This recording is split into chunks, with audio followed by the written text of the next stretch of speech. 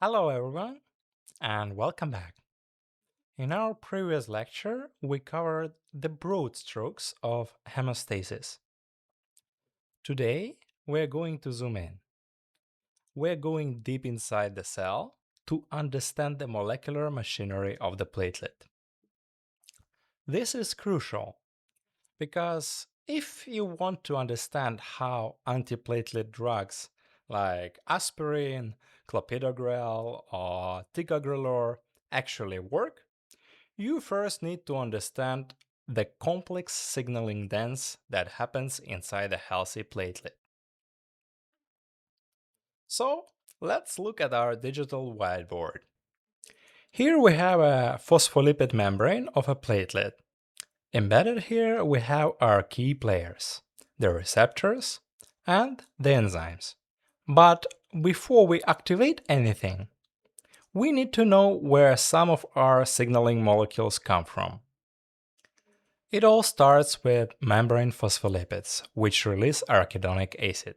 Through the action of the enzyme COX, cyclooxygenase, arachidonic acid is converted first to PGG2 and then to PGH2.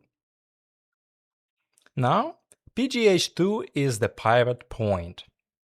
Depending on the enzyme present, it can be isomerized into prostacyclins like PGI2 or into Thromboxane A2.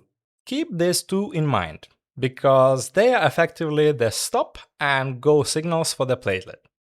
Let's start with the stop signal, keeping the platelet resting. This is mediated by prostacyclin.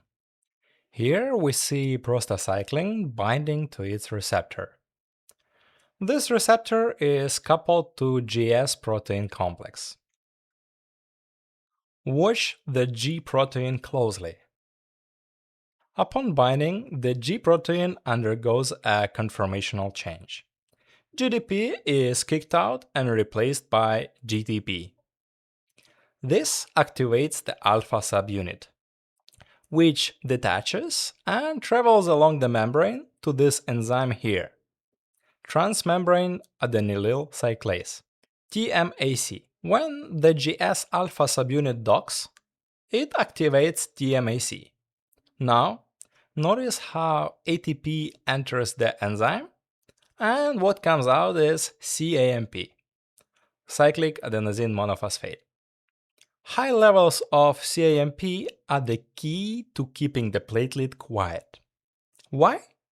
Because CAMP activates protein kinase A, pKa. Once activated, pKa releases its catalytic subunits. These are like little soldiers sent out to inhibit platelet activation. I'm going to show you 4 distinct targets they hit. The first subunit travels to the TRPC6 channel. It blocks it, ensuring that calcium cannot enter the cell through here. The second subunit targets the P2X1 receptor. It blocks this channel as well, stopping calcium influx from that route. The third subunit goes to the dense tubular system. Specifically, it targets a protein called phospholamban. Normally, phospholamban acts as a brake on a Cerca pump. But when pKa phosphorylates it, that brake is removed. This allows the Cerca pump to aggressively pump calcium out of the cytoplasm and hide it away inside the DTS. This keeps cytosolic calcium levels very low. Finally, the fourth subunit travels to the Rep1b. It phosphorylates Rep1b, effectively preventing it from getting activated. If Rep1b is disabled, it cannot travel to the glycoprotein 2b3a. And if glycoprotein 2b3a stays inactive, it cannot change its shape to grab the fibrinogen. The platelet remains smooth and non-sticky. But we don't always want the platelet to be quiet. When there is damage, we need to cut the brakes.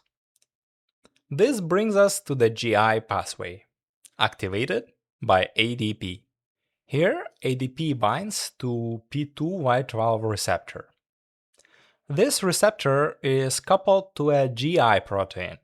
I stands for inhibitory. Just like before, we see exchange of GDP for GTP. The activated GI alpha subunit travels to our friend, TMAC. But this time, instead of turning it on, it blocks it. It deactivates the adenylyl cyclase.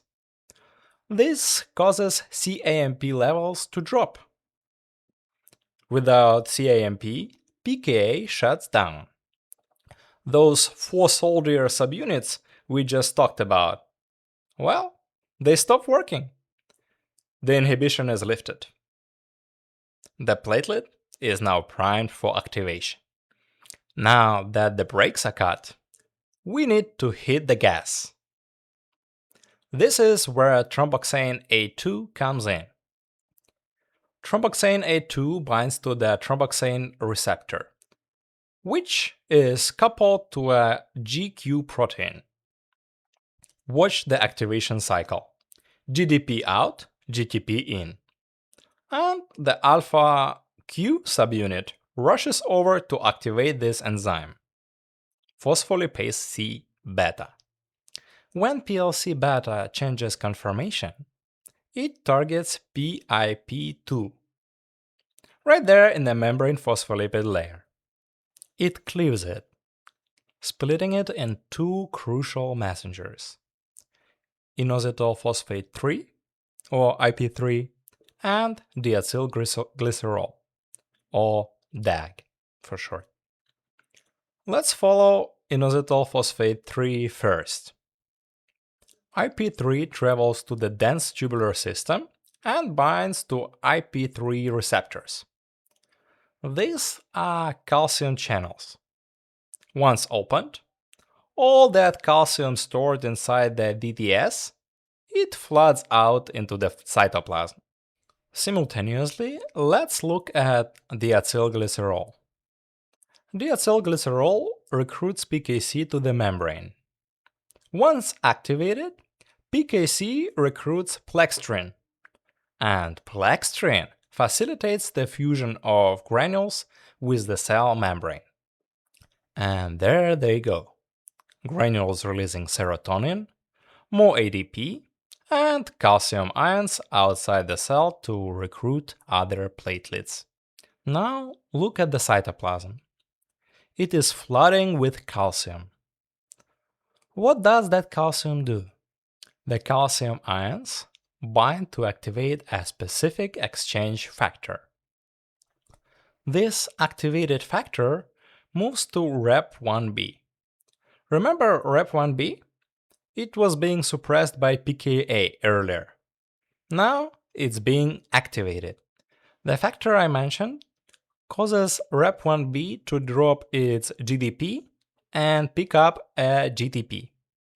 This active Rep1b GTP complex travels directly to the glycoprotein 2b3a receptor. And this is the moment of truth. Rep1b activates glycoprotein 2b3a. The receptor undergoes a massive conformational change. It opens up. It is now ready. It grabs onto fibrinogen, and since fibrinogen has multiple binding sites, it can link this platelet to the glycoprotein 2b3a of another platelet. And that, my friends, is how aggregation happens. So we've gone from a resting state maintained by CAMP to removing that inhibition via ADP. And finally, driving full activation and aggregation via thromboxane and calcium. In the next lecture, we are going to throw a wrench into this machine. We will look at how pharmacology exploits these specific receptors and pathways to prevent thrombosis. I'll see you then.